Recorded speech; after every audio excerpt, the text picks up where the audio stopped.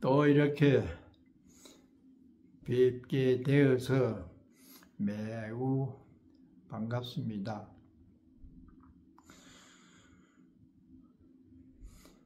감로당 참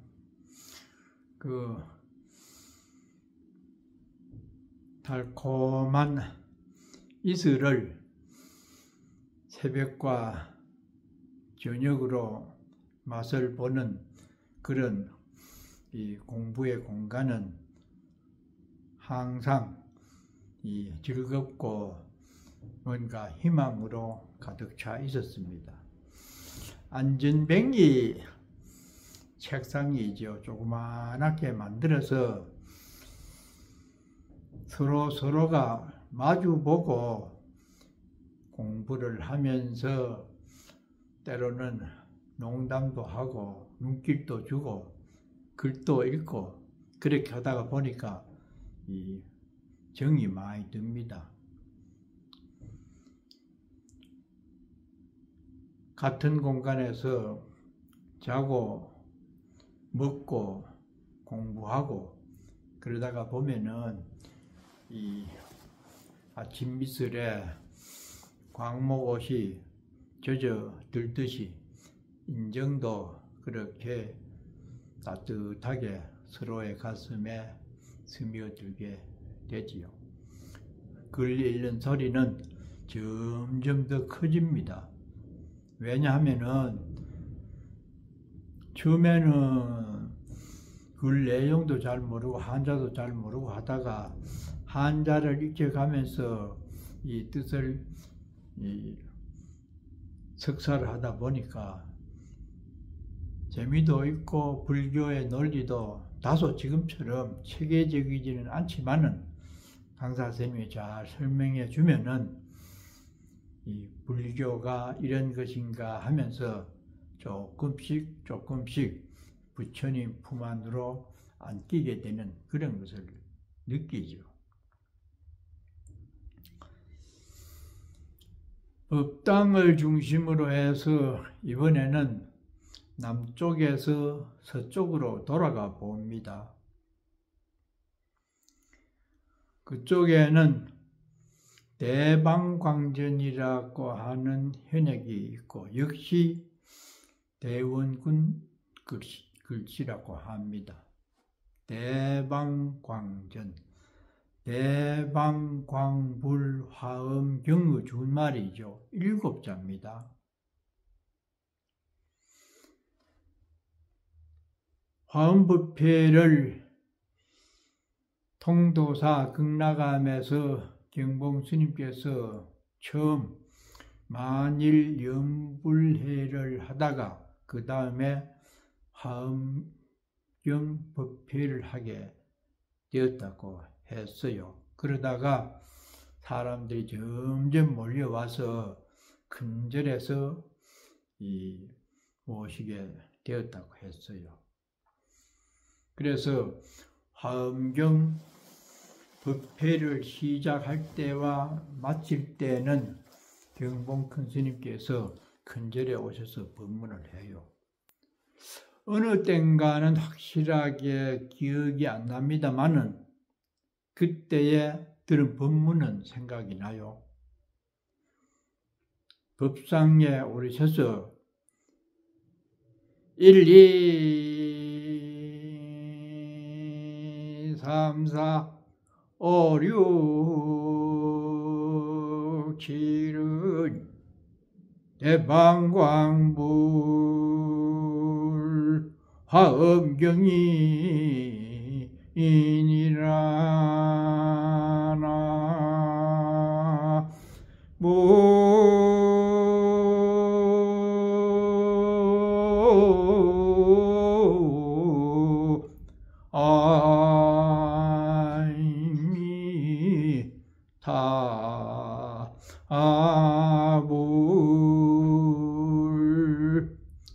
이렇게 하시고는 큰 주장자로 법상을 쿵 세 번 칩니다. 1, 2, 3, 4, 5, 6, 7 1, 2, 눈 2개, 콧구멍 2, 귀 2, 6이죠. 입. 그 7군데에 우리 얼굴마다 있는 기관이 바로 대방광불화엄경이다.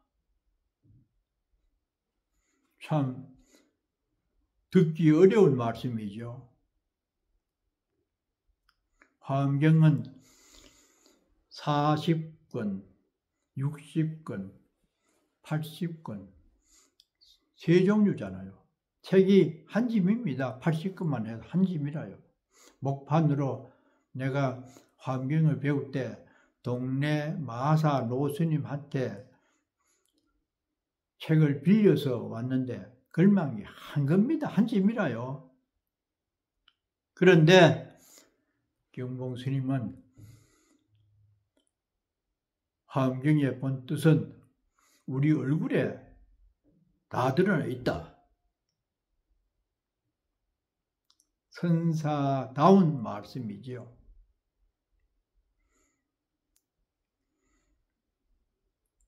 우리는 눈으로 보고 귀로 듣고 코로 냄새 맡고 입으로 먹고 말하고 그렇게 사는 것이 일생의 모습이죠. 얼굴에 모든 것이 다 나타나 있습니다. 왜냐? 마음의 고향이 바로 이 두뇌에 있기 때문에 그렇고 그 뇌에서 나와지는 여러 가지 뜻이나 모습이 얼굴 색상으로 또는 눈의 생김으로 입술 모양으로 다 드러나게 되어 있습니다.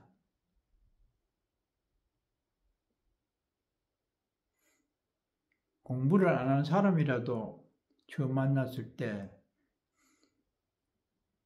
의사들도 그렇잖아요. 첫 번째 환자가 왔을 때 찰색, 얼굴에 드러나 있는 그 색깔을 본답니다. 찰색이라 해요. 살필 찰자, 색색자. 입술이 시퍼런 사람은 신장이 나쁘고 심장에 열이 차 있는 사람은 얼굴이 붉고 간이 나쁜 사람은 눈이 나쁘고 의사 아니라도 우리가 대충 알잖아요. 인상을 보고는 저 사람은 사귀지 말아야 되겠다. 저 사람을 따라가면은 뭐라도 정신이라도 얻어먹을 만한 여유가 있겠다. 부자로 살겠다. 얼굴이 시키면은 뭐면은 신장이 나빠서 상당히 쇠약하겠다. 찰색을 봐요. 두 번째는 음성을 봅니다. 말에서 나오는 소리가 오장육부의 기능을 대신합니다. 소리의 크기, 또 어떤 강단 등등을 보면은 한의사들은 어디가 약하고 강한지를 안대요. 그래서 인격을 평가할 때는 글씨하고 판단력이지만은 가장 중요한 것은 얼굴입니다. 얼굴, 정신이 모여져 있는 굴이다. 저는 그렇게 얼굴을 해석을 하고 싶어요. 순수한 우리말 같은데 면상이라든지 한자로는 그러잖아요. 얼굴,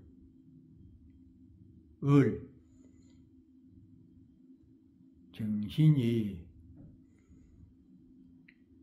그곳에 다 드러나 있는 굴택이다. 굴택은 집이라는 말이죠.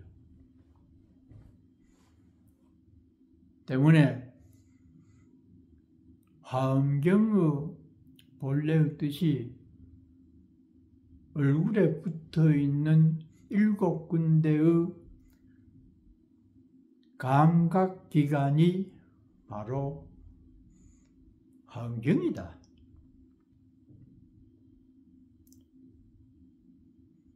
마음이 표출된 것도 얼굴이고요. 살아가는 마음 씀씀이를 어떻게 하는지 그것도 얼굴에 드러나 있고,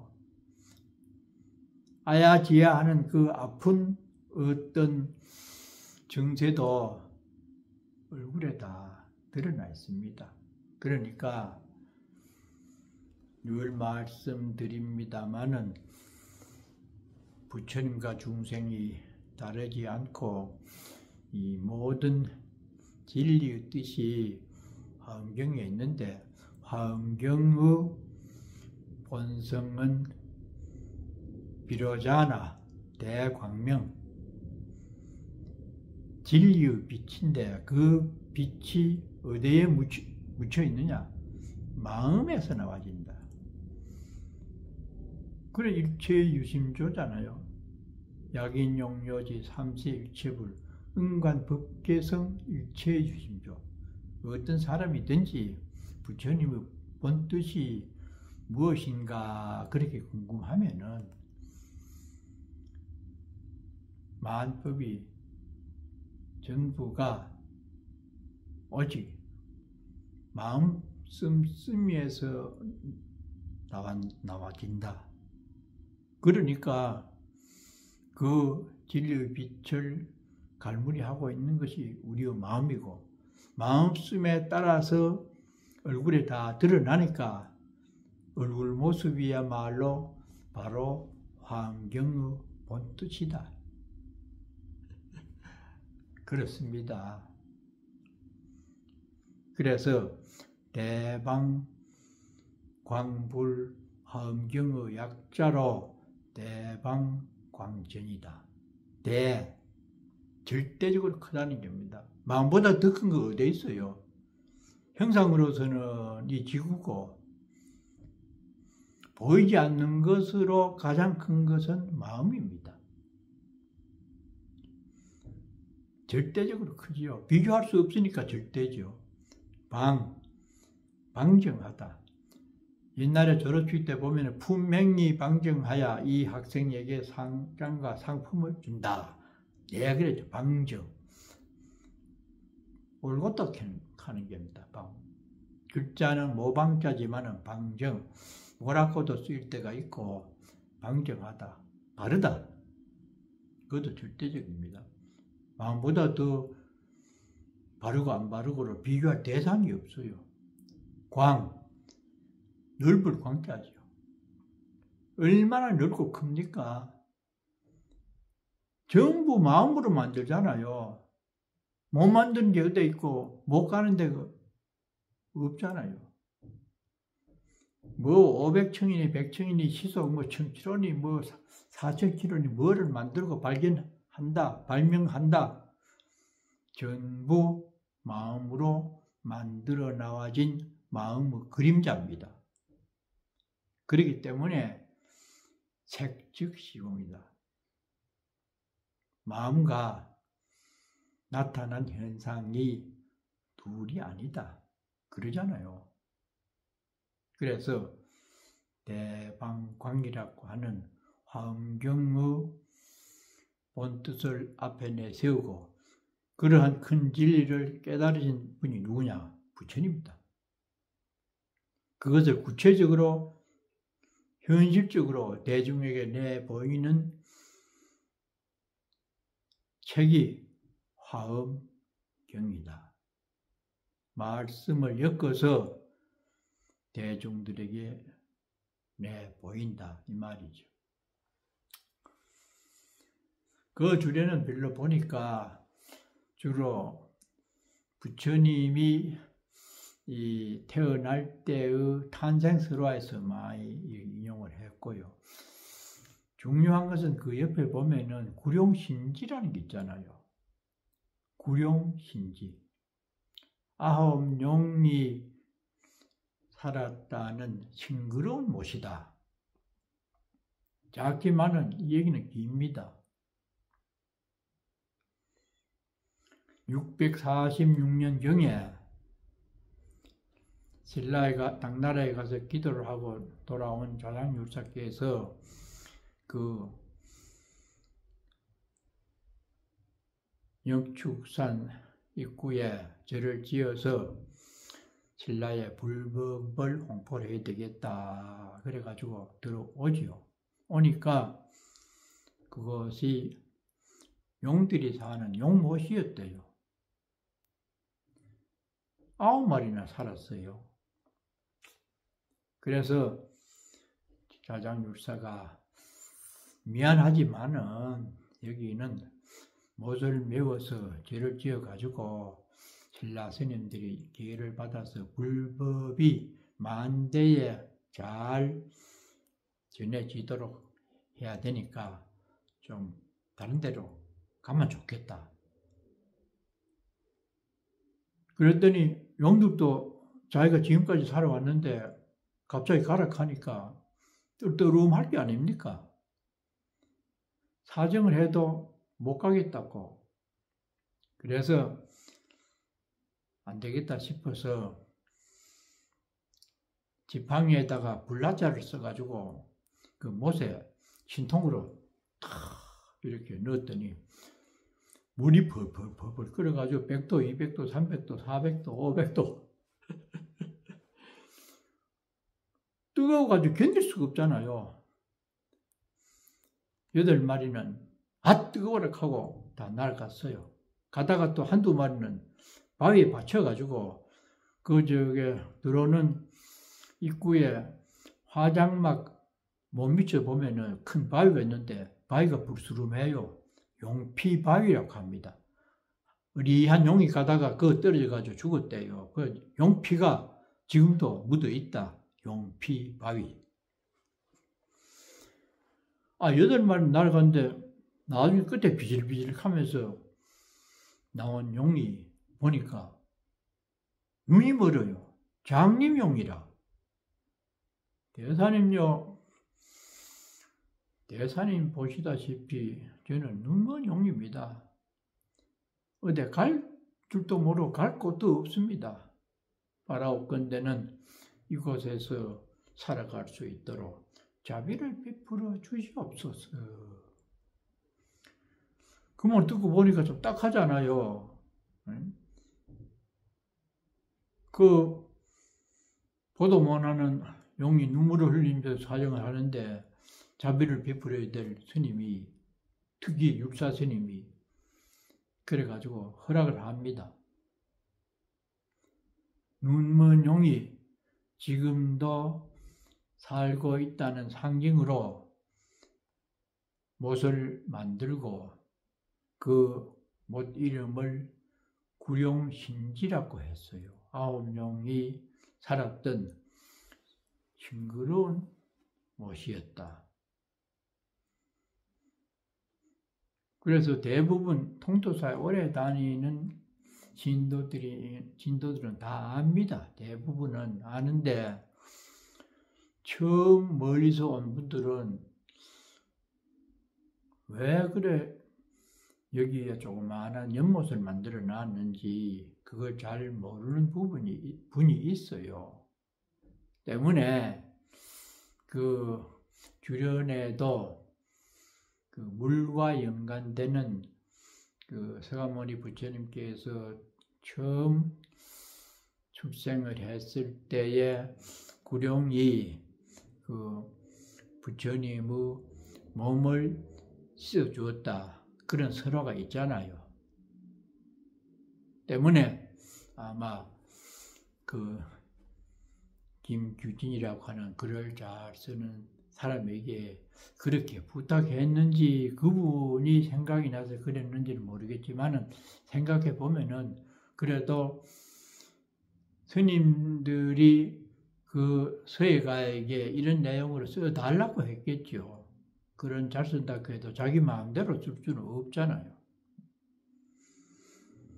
그 주련 5구는 이 구룡이 부처님의 몸을 써 주었다는 그런 탄생설화와 연계가 되어 있고, 구룡이 살았다고 하는 그 얘기도 아마 그 부처님이 태어난 그것과 연계를 해서 그런 구룡의 얘기가 지금까지도 전해져 오고 있지 않겠는가, 개인적으로는 그렇게도 생각을 해봅니다.